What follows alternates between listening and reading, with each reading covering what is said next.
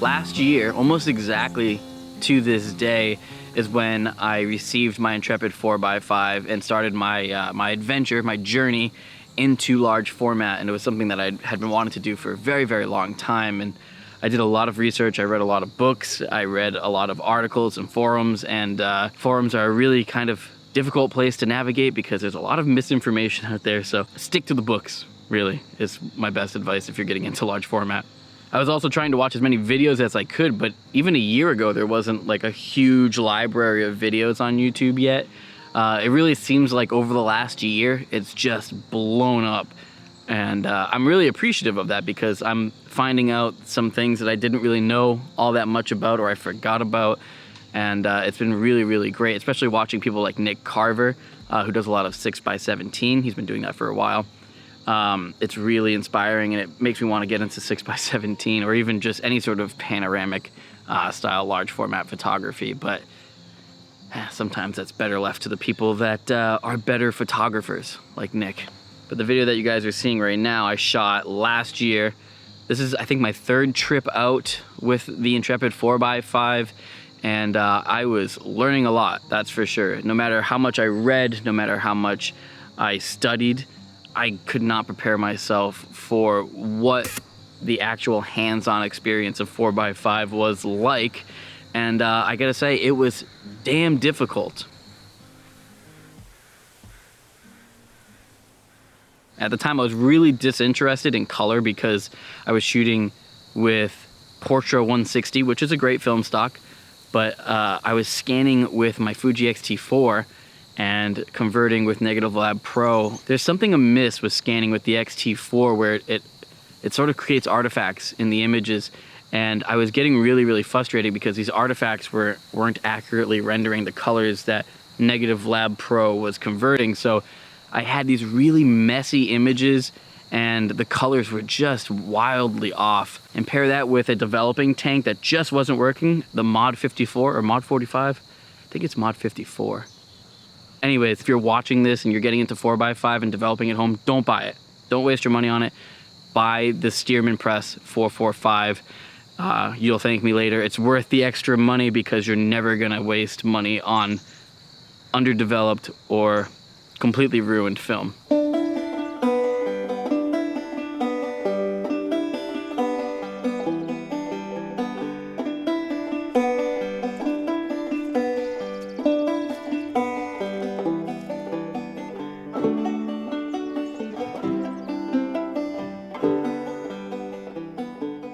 So I've been documenting a lot of abandoned greenhouses lately, and this is one that I've wanted to come to and shoot for several months, but I wanted to wait till just prime tick season. Because the light in this greenhouse is just beautifully soft, it's very early morning light, very warm, even though it's pretty cold out. We're gonna be shooting with some Portra 160 on the Rodenstock 210. I wish I had a wider lens. This would be better for some of the scenes that I want to capture, but we're gonna try to make the best out of it and create enough room to kind of pull myself back and to get into to some of the scenes. This is just not ideal.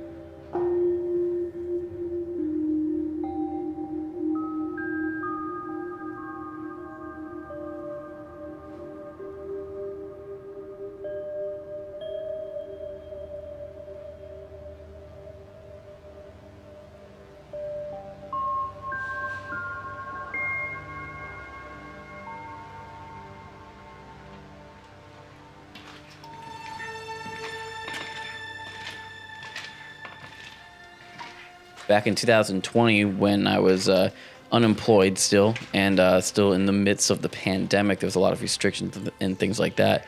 I was feeling really down, obviously in a funk, but the Intrepid 4x5 really helped sort of make me feel creative again, and that was something that I was really lacking at the time. Going to these abandoned hospitals early in the morning. I mean, there's something just so perfect about early morning sunlight in these abandoned rooms. It's just like, it just makes them come alive and really looks pretty spectacular.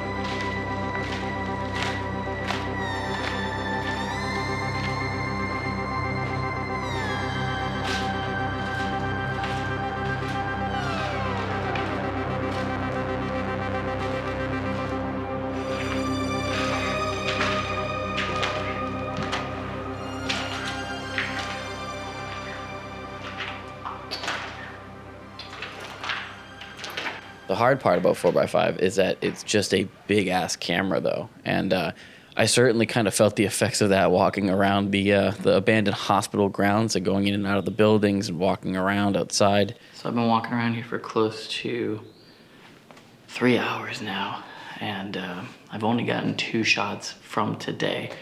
I mean, I've shot here a bunch of times before, but never on the 4x5, and it's a pretty big chore to constantly set it up, break it down, set it up, break it down. And composing has been pretty difficult today because I see things that I typically would photograph if I had maybe my medium format camera or a 35mm camera.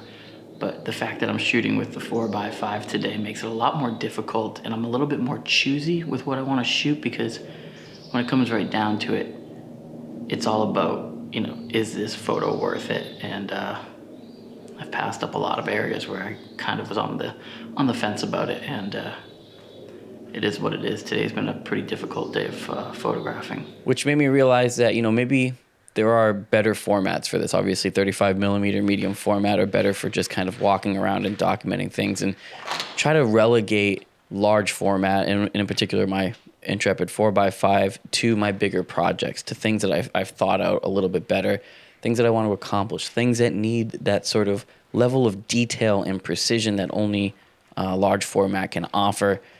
That was something that took me quite a while to understand, and a lot of headaches as well. That's pretty gnarly. The entire roof in that room has just completely caved in, and the floor has come with it. There's a lot of rooms like that in here. Right now what I'm standing on is concrete. This is solid ground, but as for above me,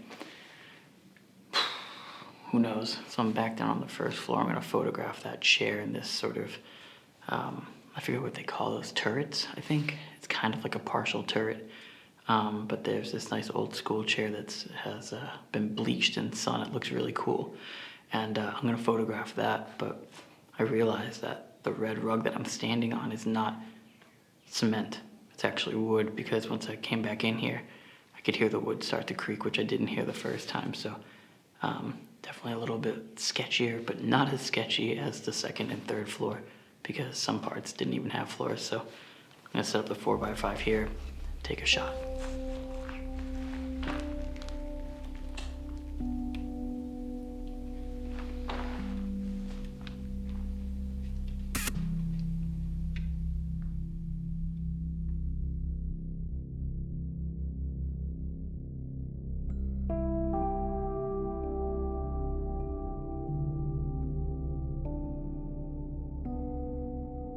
I am by no means an expert on large format photography or photography as a whole, but I have been very pleased with the Intrepid. I've put it through just absolute hell over the last year, going through rain, through snowstorms, and I left it in my car during the summer for an entire month, and hey, still works pretty good. It's just been a real trooper, and I hope we have so many more beautiful years together. Well, the one thing I really love about Intrepid, the company, not even just the cameras, is that they're always putting out new stuff, and they're always so quick to respond to emails, and if they have, you know, an update on something, they're always sort of there for you. I broke my ground glass one time while I was out shooting, and I went home, sent them an email. They responded within like maybe a couple of hours. I'm in Massachusetts in the United States. They're over in the UK, so our times are very different, but they responded super quickly. They sent it out that night, and I got it like 4 days later, which was pretty crazy. So it was really great to see that sort of level of care from their customer support side.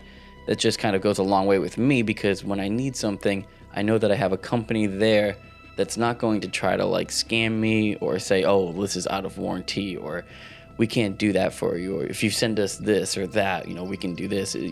They were just like, no problem, we'll send it out. And like, boom, done, easy. All right, I'm gonna get out of here. No, I'm not. I'm actually gonna be walking down this trail, enjoying nature for the next couple of hours.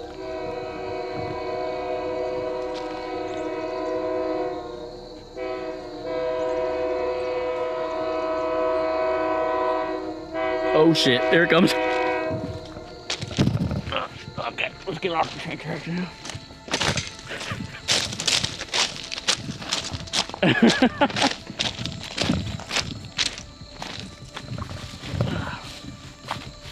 Hopefully I didn't drop anything.